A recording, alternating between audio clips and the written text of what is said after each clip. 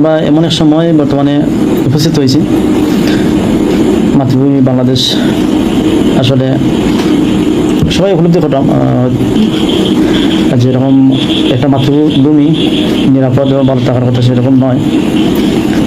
রাজনৈতিক প্রতিহিংসা বলি বা রাজনৈতিক দুর্বলতা বা রাজনীতি সুষ্ঠু চর্চার অভাবের কারণে আমাদের দেশের অবস্থা খুবই খারাপ, এটা আমরা সবাই বুঝি। যে আসলে আমরা বাংলাদেশের যে অবস্থা অন্যান্য দেশের যদি তুলনা করি আমরা আসলে আমরা খুবই খারাপ অবস্থায় আছি। মানে ওজন খৈনানি সর্বাঙ্গে ব্যথা ওষুধ দিবা কথা, মানে কোন খারে পালা হইবা খারে বাদ হইবা এইরকম অবস্থার মধ্যে আছি। আর এর পরিণাম ভোগ করে আমরা যারা সাধারণ পাবলিক আছি, বাংলাদেশের মানুষ, এমনকি প্রতিটা জীব জানোয়ার পর্যন্ত পর্যন্ত প্রভাব পড়ে। আল্লাহ আমরা হেফাজত করতাম প্রতিটা এই মানুষ যারা আমাদের দেশের লিডিংদের, বিশেষ করে রাজনীতি দলের মাধ্যমে বা সরকার পর্যায়ে যারা আছে সবাইকে যেন আল্লাহ রাব্বুল আলামিন সঠিক বুঝদান করেন।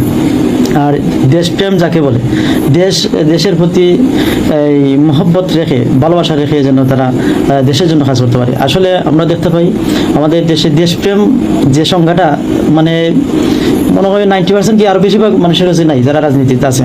আসলে রাজনীতি তো মানুষের রাষ্ট্র এবং জনগণের জন্য করবে, আসলে এরকম অবস্থা নাই। প্রতিটা মানুষের নিজের পকেট নিজের দলের জন্য, যার পরিণাম ভোগ করা দেশের মানুষ ভোগ করে, সাধারণ মানুষে কেউই মানে সঠিক রাজনীতি চর্চাত নাই। আল্লাহ রাব্বুল আলামিন সবাইকে বুঝদান করতে হবে। আর দেশের মধ্যে অনেক মানুষ আছে এই নিঃশ্বাস ছাড়ে, ফেসবুকের মাধ্যমে জানা যায় যে এই দেশ থেকে খিতা করতাম, কোনো সুযোগ যদি থাকতো তাহলে এই উগান্ডা পর্যন্ত হয়তো গেলে ভালো হইতো। এটা কেন বলে? এই দেশের মানুষের যারা লিডিংদের, যারা রাজনীতি করে, যারা দেশ পরিচালনা করে, এইসব মানুষের কুকর্মের কারণে, এইসব মানুষের দুর্নীতির কারণে, চাঁদাবাজির কারণে দেশ এমন একটা অবস্থায়, এই রাজনীতির এই যে অপচর্চার কারণে দেশটা খরাল গ্রাসে পরিণত হয়। আল্লাহ রাব্বুল আলামিন আমরা দেশটা রক্ষা করতা, সব মানুষের সঠিক রাজনীতি চর্চা করার তৌফিক দিতা। প্রবাসী যারা আছেন সবার কাছে দোয়া চাই। আর এই দেশে যারা নিরীহ মানুষ আছে, যারা ভালো রাজনীতি করতে চায় কিন্তু তারা সাইড লাইনেও রাখা হয়, তারা বিভিন্ন ট্যাগ দিয়া, বিভিন্ন রকমের অপবাদ দিয়া ফেরাই রাখা হয়। আল্লাহ রাব্বুল আলামিন আমাদেরকে প্রত্যেককে হেফাজত করতা, আমাদের মাতৃভূমি দেশকে ভালো রাখতা।